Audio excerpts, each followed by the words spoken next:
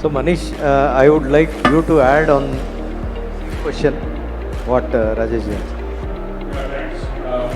For me, market freshness is around two facets of how we look at it. One is the intent and the two is the ability. With respect to intent, what we do is we look at forums like these to connect with stakeholders in the industry to understand their unmet needs. I mean, it starts from there. We also create forums where we go and connect with the stakeholders to understand their future needs. That's one part. We have a very unique program running in our company that is called the Mera Sujhav Meri Company. This is a portal that is accessible to all employees in this organization, where anybody in the front line can give us sujhavs. And these sujhavs are a reflection, for those who don't understand Hindi, sujhavs is suggestions.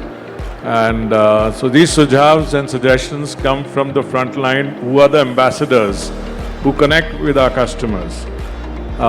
It's a portal which is live. The sujhavs go right up to the top. Every sujhav is acted upon, and employees can see what is happening on those sujhavs, including they can give feedbacks on these suggestions which are implemented. Now, these are ways and means on the intent side, but the ideating being one part, the Mera Sujhav Meri Company portal is also extended now to all stakeholders, which includes customers, vendors, subcontractors, suppliers, through our webpage. This is a churning of ideas. To work on these with respect to actions, being an Indian company with almost 85% localization content right now, with an aim to be about 95% by the end of next year. We have a new product development and innovation incubator where we are working on these aspects. And I can share our experience. I mean, we are one of the oldest elevator companies in India. And we were kind of left high and dry when the foreign collaborations dried up and we were not ready with technology. So we have all the real experience of what happens when you don't create and innovate. And there is a lot of focus on action with respect to that. So that is where the ability part is being brought up, and I'll be very happy to share with you. I've been part of some of the MNCs and I've been to their global workstations where I've seen a lot of Indians creating the technology that we are using, and they boast of. And that is where I realized there is a huge uptake on what we can do here in India. So there is a lot of focus on connecting with the market. That is where the intent comes from. Know the unmet needs and work on it, which is where the ability is being created within an Indian company. Thank you. Thanks, Manish.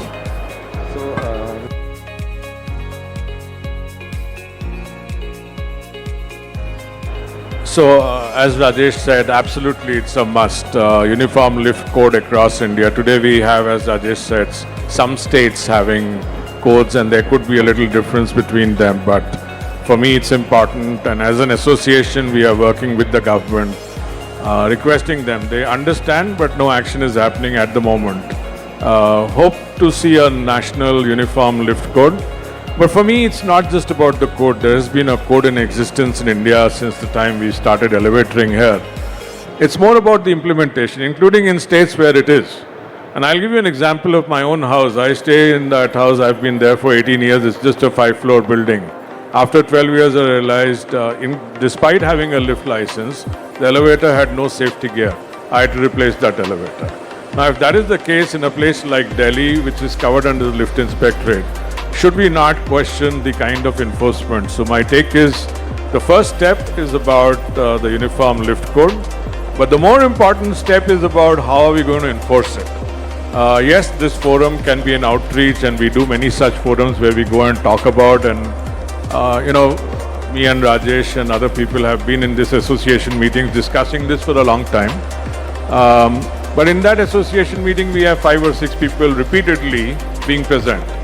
I mean, India is a 100,000 elevator market. 50,000 or 60,000 of that is represented by, as Priti said, the branded companies, inverted commas. But Where are the other 40,000? How do we bring them on board? How do we raise the conscience of those people? So I guess a lot of awareness needs to be built up, and there must be another aspect that needs to come in, and we should also bring in this element of sustainability, is around the life cycle of the product itself. Today, many will agree that the life cycle of the product is coming down, and we are talking about sustainability. How does sustainability, as Kalyan said, optimal designs? He's right. I've been an elevator consultant, I've been a lift manufacturer, I've been a lift designer, and I see that you give same inputs to 5 people, you get 5 different outputs. How do you make an optimal design? Who's right?